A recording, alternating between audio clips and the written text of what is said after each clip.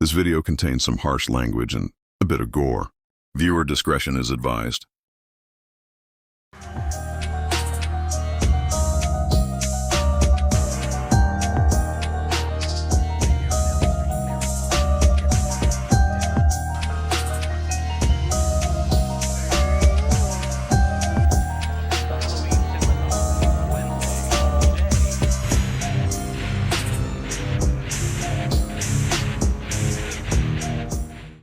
Good evening, everybody. My name is Mr. K. Sardonicus.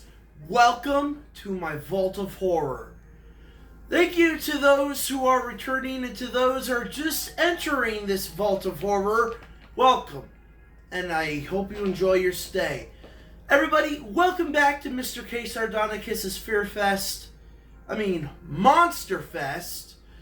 Oh man, I always get that mixed up. Anyways, today we're going to be doing our first episode of Into the Vault.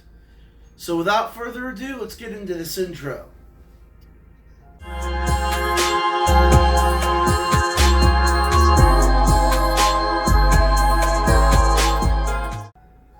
Now, before we begin, I'd like to explain Into the Vault. Into the Vault is where you're going to be seeing bits and pieces of my collection that you see around me. Today, we're doing 5 fantastic horror comic books. So without further ado, let's get into number 5 right now. At number 5, this is a more modern one from Image Comics. This came out in the 2010s. I don't have the entire series, but I've gotten through enough of it to know how much I love it. This is Nailbiter. This is literally like a modern take on Silence of the Lambs and is an absolute fucking thrill ride and has so much gore, so much disturbing content within it. It's an absolutely incredible story and I can't wait to finish it, but I almost have the entire book series. And I know that there's a sequel series that has recently came out called Nailbiter Returns, and eventually I'll get a hold of those too. But yeah, Nailbiter is definitely worth the read and is just non-stop gore, thrills, disturbing imagery, and the Nailbiter killer is literally one of the coolest serial killers in fictional history. So I gotta give Nailbiter the 5th spot. At number 4, this is when we're gonna dive into some fucking Clive Barker. And this is my collection of Tapping the Vein. Tapping the Vein is a 5-book series that adapts Clive Barker's Books of Blood short stories. Not all of them, but each book has at least 2 or 3 stories apiece in it. And I gotta tell you that this is one of my best collector's items, comic books. These are rare, and I'm glad that I was able to get them for the price that I did. I had to get them volume by volume throughout every other month. And it was so fucking worth it. Beautiful artwork, gorgeous and gory imagery. This is how you do Clive Barker in comic book form. I'm telling you, Clive Barker's Tapping the Vein is a must-buy if you are a huge Clive Barker fan. And I gotta give it my number 4 spot. At number 3, we have an underrated gem from an underrated comic book artist named Pete Von Schally. This guy created 2 of the most fantastic and just bonkers off the wall B horror movie throwback horror anthology books.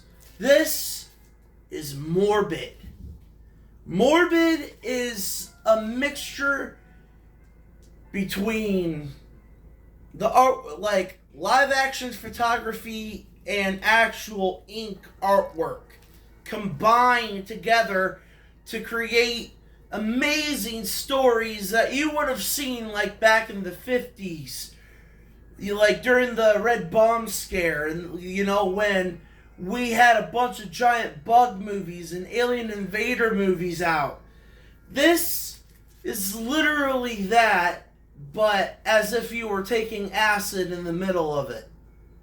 I'm telling you, this is one of the most unique comic books that I've ever fucking seen. And I gotta give it a mention because it's never really ever mentioned. And Pete Von Schalle, wherever he is, I hope he's making more of this, because there needs to be more of this stuff because it's so unique. The art style is incredible. And, if you love B-grade horror movies or even C-grade horror movies, if you grew up watching the Sci-Fi Channel back in the day on Saturday nights, you'll love this. I promise you. So I gotta give Pete Von Schalle's Morbid the number 3 spot. At number 2, we're going for another anthology. The next few comic books are going to be anthologies, so be prepared for that. But this is the modern take on Creepshow. I've got all 3 volumes so far, and I got the one-off comic books as well from Creepshow, the Holiday Special, and Joe Hill's Wolverton Station. This entire series is absolutely incredible, and I think that this is as brutal as Creepshow has ever fucking gotten. Like the TV show, the movies, they've never tackled stories that are in these comic books. And they get graphic, they get creepy, and they are oh so fucking wonderful. This is one of the best examples of a modern Tales from the Crypt. And I'm telling you, I'm going to be sad once this comic book is over with. Because it's only got 2 more volumes and maybe a few more specials, then it's done. So I'm going to be cherishing these for the rest of my life. I'm going to continue to support this series. Image Comics has continued to produce great, fucking phenomenal horror comic books. And Creepshow and also Nailbiter, like previously mentioned, are from Image Comics. And they never let me down. And I gotta give Creepshow number 2 spot, but number 1 is gonna be quite the surprise. Now, before we get to number 1, I would like you guys to please like, comment, and subscribe on this video. Hype it up. Tell me what you think I should have in my collection if I don't have it. And I will definitely be covering it in the near future. But anyways, let's get started at number 1. At number 1, this is one of the newer EC Comics series, and I'm going to give more attention to the other ones in the future, but for right now, with the one that I have the most issues of, it's Epitaphs from the Abyss.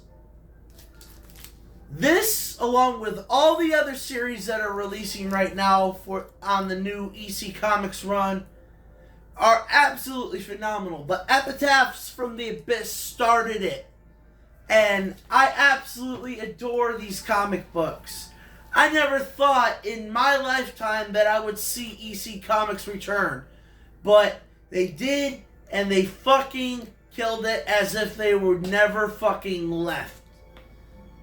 I seriously think that William Gaines would be very proud of what they have delivered over the last year and a half that they've been back. I'm telling you, Epitaphs from the Abyss, alongside all their other comic book series, which I will be covering in the future, are so fucking worth it. And I gotta give Epitaphs from the Abyss my number one. And that is it. What are your favorite horror comic books, and what would you like to see in my collection next if I have it? I love collecting comic books, so I'm going to continue covering comic books on my channel alongside many other pieces of horror media. So be ready for that. Next week is the final video in Mr. K. Sardonicus' Monster Fest. So be ready for that as I dive into my personal journey of Halloween. And, you know, thank you all so much for following me and, you know, supporting me while I'm working on this content. I've been fucking swamped because of this shit. So getting the attention that I need to keep this video going, I would really appreciate it. Spread this video around. Spread all my videos around, because seriously, I would really like to get more attention on these. I'm over 100 subscribers, but I'd like to get more really soon so I can get stuff up off the ground. So, anyways, until next time, see you later.